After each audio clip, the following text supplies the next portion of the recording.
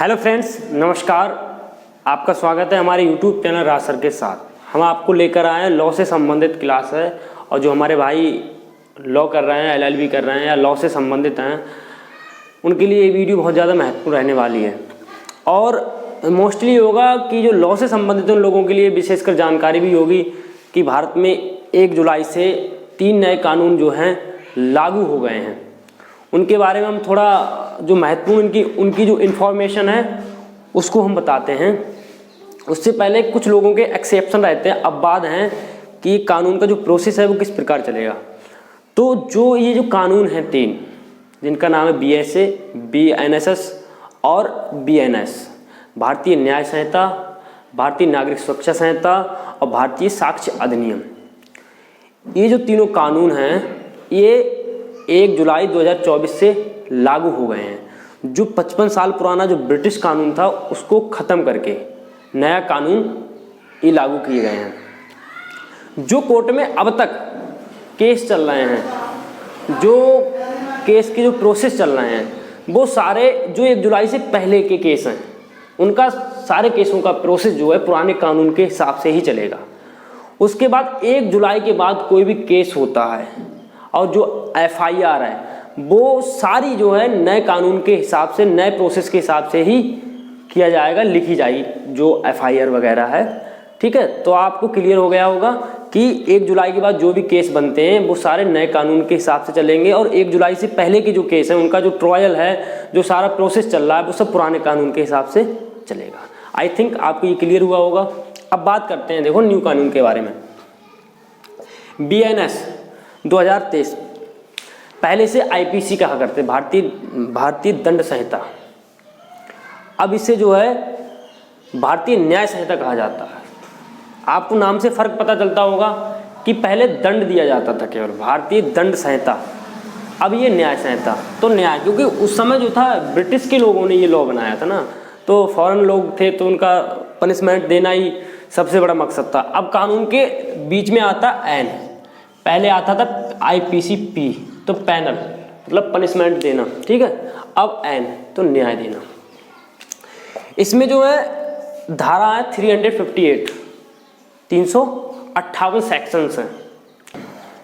20 नए अपराधों को परिभाषित किया गया है, और 33 जो अपराध थे उनमें पनिशमेंट में सजा बढ़ाई गई है। ठीक है, क्लियर हुआ होगा आपके लिए। 20 अपराध नए परिभाषित किए गए हैं, 33 अपराधों में सजा बढ़ाई गई, punishment was increased. I think आपको क्लियर हुआ होगा। उसके बाद बात करते हैं ओल्ड लॉ की। तो इसे IPC 1860 बोलते थे। भारतीय दंड संहिता जो थी, जिसमें कितनी धाराएं थी? 511। ये आपको क्लियर होगा। अब उसके बाद बात करते हैं भारतीय नागरिक सुरक्षा संहिता 2023, जिसे CRPC के नाम से जानते थे। किसके नाम से जानते थे? CRPC। यहाँ पे लिखा है CRPC, दंड प्रक्रिया संहिता। इसमें जो है सेक्शंस है 531 सेक्शंस है, 531 धाराएं हैं, और जो अमेंडमेंट हुए हैं 177 धाराओं को संशोधित किया गया है। 177 धाराओं को संशोधित किया गया है, और नई जो है 9 धाराएं जोड़ी गई हैं, और 14 धारा जो हैं डिसमिस निरस्त कर दी गई हैं। पुराना जो इसका नाम था CRPC था, दंड प्रक्रिया संहिता, जिसमें 484 धाराएं थी। आई थिंक आपको क्लियर हुआ होगा। बात करते हैं BSA। इसे पहले इंडियन एविडेंस एक्ट के नाम से जाना जाता था। अब इंडियन एविडेंस एक्ट के लिए भी अगर बात की जाए तो हिंदी में भारतीय साक्ष्य अधिनियम ही बोलेंगे। फिर चेंज किया गया नाम, तो एक्चुअल में क्या था, उसका नाम हिंदी इंग्लिश में एक ही था, इंडियन एविडेंस एक्ट। मगर अब इसका भारतीय साक्ष्य अधिनियम जो है 2023, हिंदी में भी यही है और इंग्लिश में भी यही है। ये चेंजिंग हुई थी। अब इस शॉर्ट में BSA कहेंगे, BSA 2023। इसमें जो धाराएं थी 170 धाराएं थी, 170 धाराएं हैं। पहले 167 धाराएं थी, 167 धाराएं थी। इसमें संशोधन हुई है, जो सेक्शन वो 24 धाराओं में संशोधन किया गया है, और न्यू जो है 2 धाराएं जोड़ी गई हैं, और 6 धाराओं को हटाया गया है। आई थिंक आपको क्लियर हुआ होगा।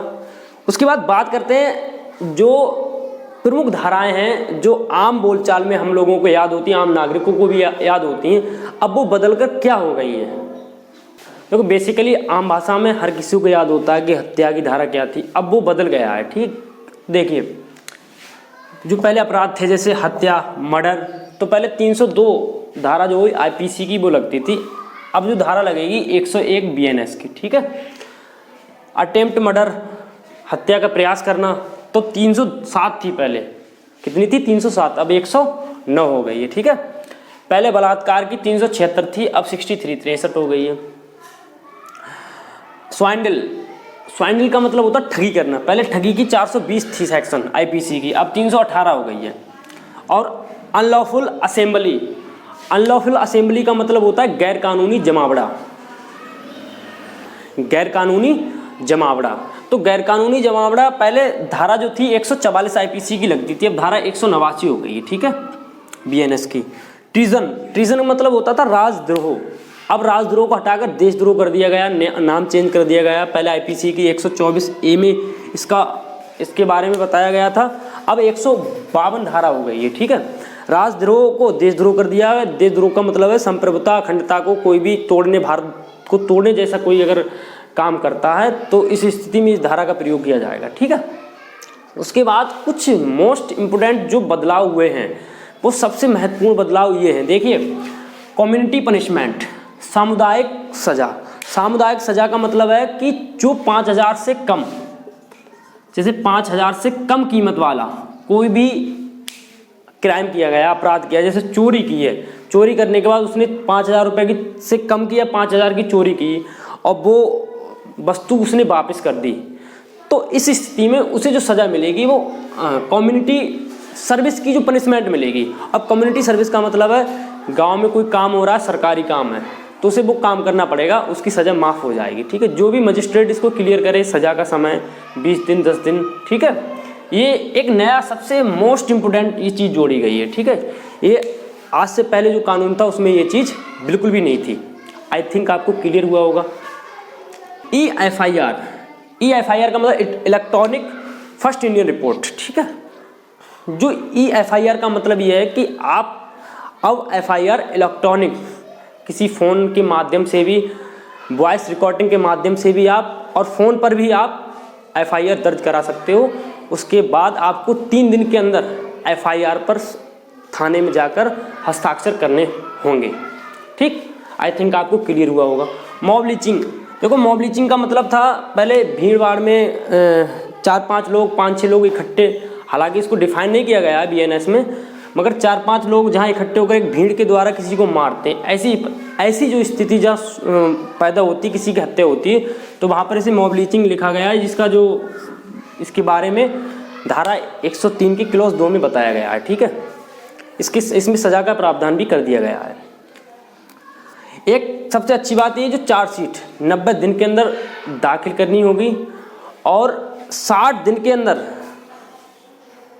कोर्ट को आरोप तय करना होगा। चार्जशीट को 90 दिन के अंदर, 90 दिन के भीतर ही जमा करनी होगी। उसके बाद कोर्ट के लिए 60 दिनों के अंदर आरोप तय करना होगा और सुनवाई पूरी होने पर 30 दिन के अंदर जजमेंट देना होगा। जजमेंट देने के बाद 7 दिन के अंदर उसकी फोटोकॉपी प्रोवाइड करानी है। ये नए बदलाव हुए हैं। हालांकि नए बदलाव बहुत कुछ हैं, अगर वीडियो बहुत लंबी हो जाएगी। अगर आपको हमारी ये वीडियो समझ में आई हो, अगर इससे कुछ आपको सीख मिली हो, अच्छा लगा हो, तो लाइक और कमेंट ज़रूर करें।